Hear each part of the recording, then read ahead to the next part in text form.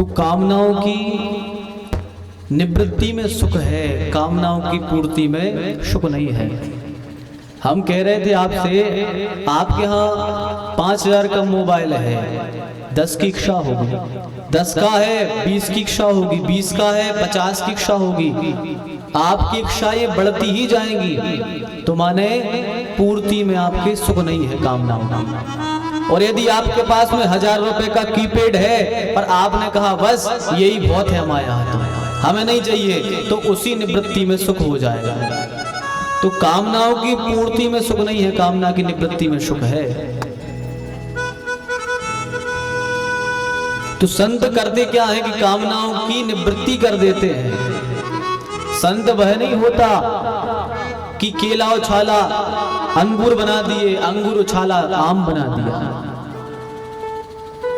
ये तो एक जादूगर भी बना देता है, इसमें कौन बड़ी बात है। संत वह नहीं होता कि हाथ घुमाया भभूति लेके दे दी कि लो ये खा लो।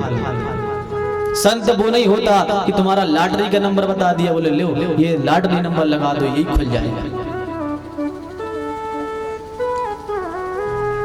अरे संत तो वह होता है कि तुम्हारा हाथ पकड़ करके ठाकुर जी के हाथ में थमा देता है और तुम्हें इस संसार सागर से पार करा देता है। असली संत तो वह होता है।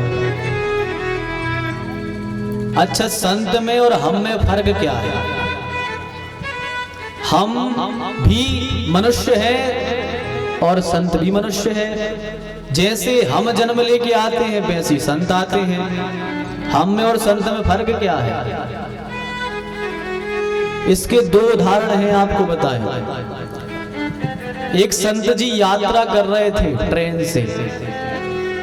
संत जी बैठे थे स्टेशन पर प्रतीक्षालय में, 9-10 बैग रखे थे अपने साथ में, कहीं जा रहे थे। ट्रेन लेट थी, बैठे थे।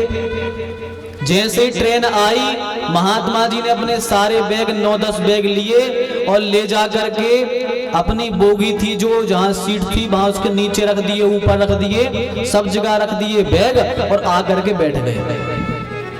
जैसे ही ट्रेन चलने लगी, एक आदमी और आया, उसके पास में भी बैग थे, इतने 7-8 बैग उसके यहाँ थे। अब वो चल के आया, जैसे ही महात्मा जी को देखा, अब लोगों की आदत है कि महात्माओं को देख के आजकल के लोग चिढ़ने लगे हैं।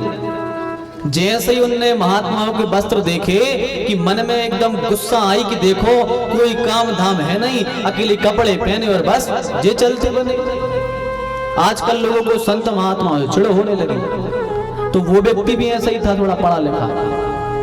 तो महात्मा जी को देख के बड़ी गुस्सा आई उसे कि देखो राम राम राम, चल के आया और उसने सोचा अब सीट खाली है नहीं, इनके सामने ही है तो वहीं बैठे हैं।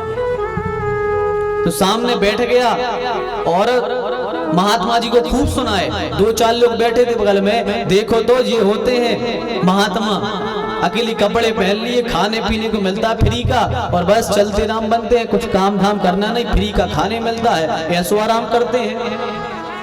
उसने जब बैगों को देखा महात्मा के, तो कहा इनके ही बैग होंगे जी।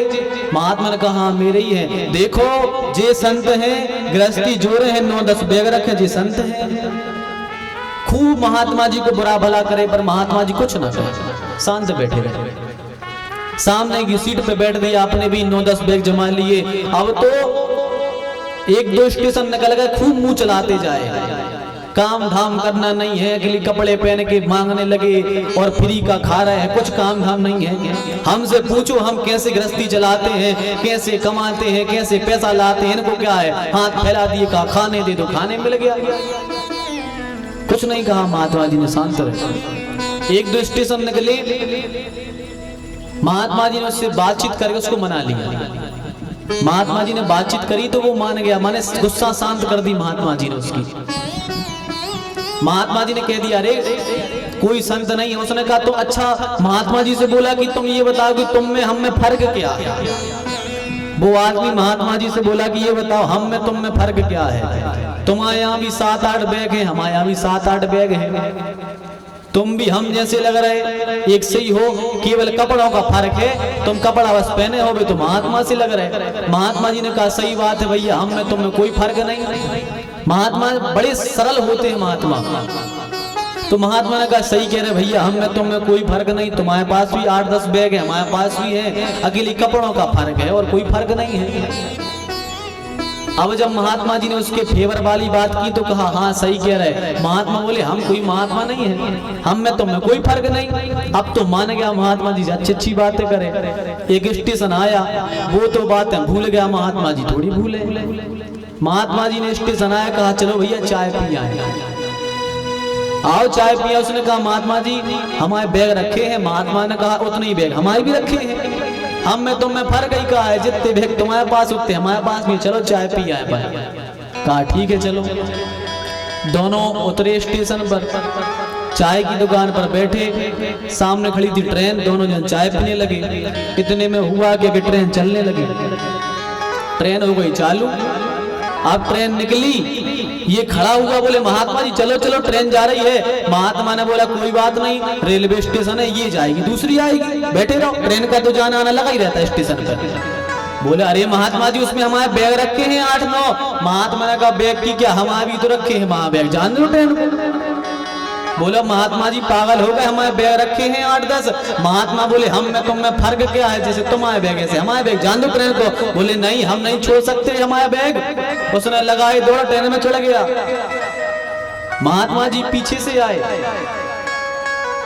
अब महात्मा जी ने कहा भैया अब बताओ हम में तुम में फर्क क्या है।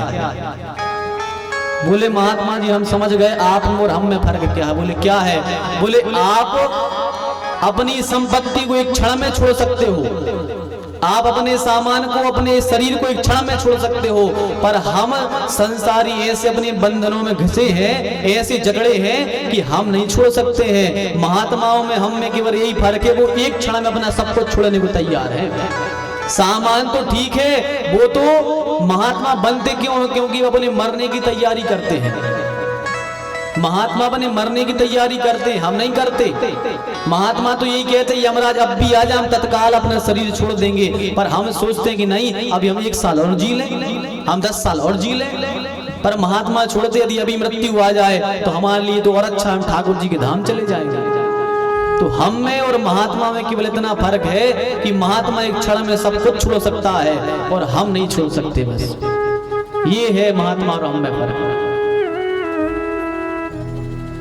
महात्मा जो है वो जला हुआ दिया है और हम हैं बुझे हुए दिए, बस इतना फर्क है हम में। हम कैसे हैं, बुझे हुए दिए, और महात्मा जला हुआ दिया है। कैसा, जैसे कि माता, कार्तिक का चल रहा है महीना, माताएं दीपदान करने जाती मंदिर। जैसे कोई माता एक सोने का दिया लिए हो, सोने का दिया लिए, उसमें अच्छी बत्ती बनाई, बत्ती डाल दी, घी डाल दिया और मंदिर पहुंच गई दिया लेके। दिया लेके मंदिर पहुंची, इसने सोचा अच्छी ठाकुर जी की आरती उतारेंगे।